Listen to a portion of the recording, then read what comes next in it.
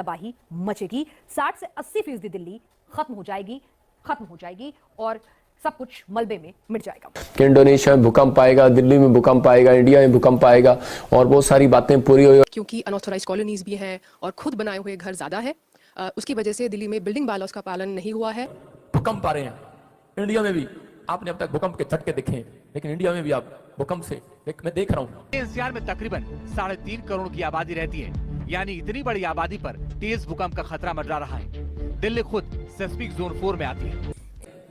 India के अंदर आप सुनेंगे, बहुत सारी जगहें सुनेंगे जहां सूखा पड़ जाएगा और ऐसी जगह सुनेंगे धरती पर करें। परमेश्वर मार्च के बाद से मैं से देख रहा हूँ, मार्च से कुछ ऐसा सफर में भी प्रॉब्लम आ सकती है। परमेश्वर आपको हर चीज के अंदर सुरक्षा देना चाहता है यीशु मसीह का नाम। परमेश्वर जो है जो बोलता है वो करता है। अभी आपने सुना पिछले दिनों में जो प्रभु ने बताया कि इंडोनेशिया में भूकंप आएगा, दिल्ली में भूकंप आएगा, इंडिया में भूकंप आएगा और बहुत सारी बातें पूरी हुई। और एक जगह कहा था किसी देश के अंदर जहाज गिरेगा और प्रॉब्लम हो जाएगी। मैं फिर कह रहा हूँ कि लेकिन जो लोग समझते हैं परमेश्वर करता है उनके लिए, सुरक्षा भी देता है। जो लोग नहीं विश्वास करते हैं गाल मारकर चले जाते हैं। बाइबल में लिखा जो गाल बजाता है उसका विनाश हो जाता है। मतलब कि जैसे कि आया बड़ा अपनी मम्मी को, अपने डैडी को, अपने परिवार को मतलब कि तुच्छ जानते हैं, अपने से बड़ों का आदर नहीं करते, तुच्छ जानते हैं, या भविष्यता का आदर नहीं करते, तुच्छ जानते हैं और वो लोग प्रॉब्लम में जाते हैं। जो लोग यीशु मसीह नबी था और जब वो धरती पर था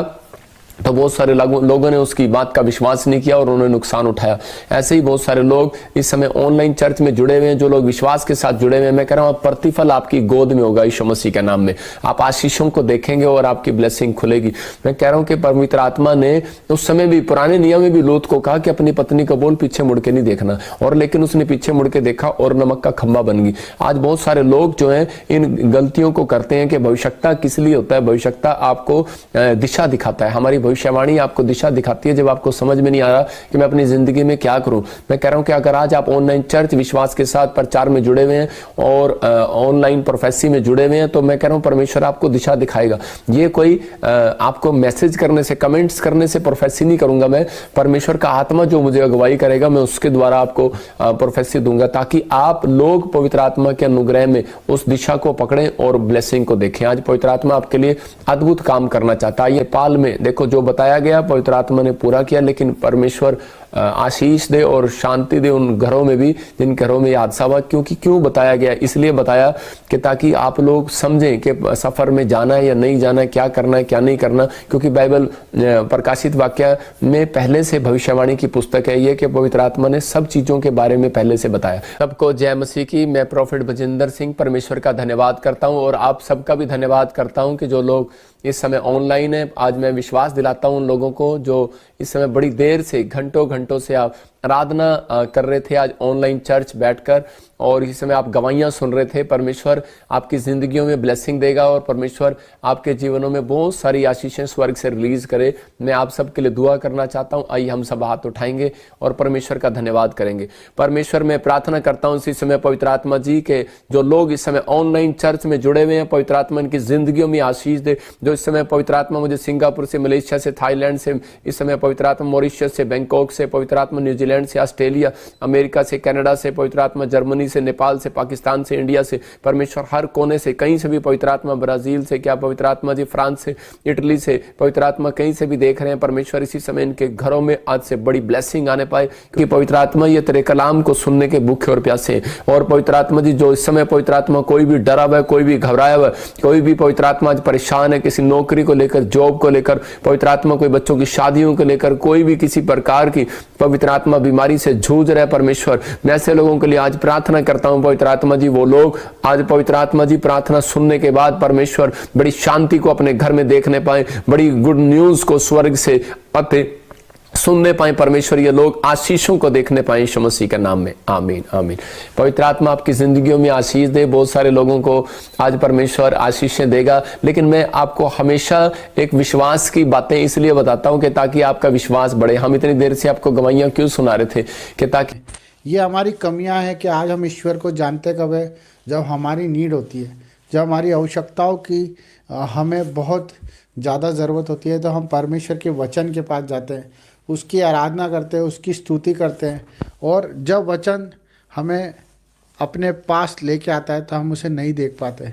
इसी तरह वचन देखो आप, कहीं संकेत आपको इस तरह के मिलेंगे, कहीं तूफान आ रहा है, कहीं बाढ़ आ रही है, कहीं जलजला आ रहा है, कहीं भूकंप आ रहे हैं। आप इस चीज़ को अनदेखा ना करें, आप इस चीज़ को अनदेखा ना करें। ये एक ऐसा विषय है जो हमें अवेयरनेस की तरफ लेके आता है, वो हमारे परिवार के लिए, क्योंकि प्रभु ने अपने इकलौते पुत्र से प्रेम किया। उसी प्रकार हम भी हमारे पुत्र और पुत्री और हमारे माँ बाप से प्रेम करते हैं। क्यों करते हैं? क्योंकि वो रीति उसने सिखाई है और हम उसके लिए कुछ भी करने को तैयार हो जाते हैं। उसी प्रकार परमेश्वर भी अपने एक पुत्र के वादे के लिए सब कुछ कर सकता है। आप जान के अनजान ना बने, आप अनदेखा करते हैं मेरे भाई बहनों। कोई आपसे मांगता है तो आप नहीं देते हो, कोई आपको पुकारता है तो आप नहीं जाते हो। आप क्यों ऐसा जीवन जी रहे हो? जबकि परमेश्वर के सिग्नल यही है कि जो परेशानियाँ आती है उसके पीछे परमेश्वर खड़े होते हैं। पर जो परेशानियों को देख के परमेश्वर को भूल जाता है, परमेश्वर भी उससे भूल जाता है। मेरे भाई बहनों, आज हम बहुत से भाई उन दुख उठा रहे हैं जो शरीर की पीड़ाओं में, पारिवारिक पीड़ाओं में, कर्जों में हैं, जो आज एहसान तले दबे हुए हैं, जो बोझ तले दबे हुए हैं, जो आज हिम्मत नहीं जुटा पा रहे, जो आज अपने परिवार को नहीं चला पा रहे।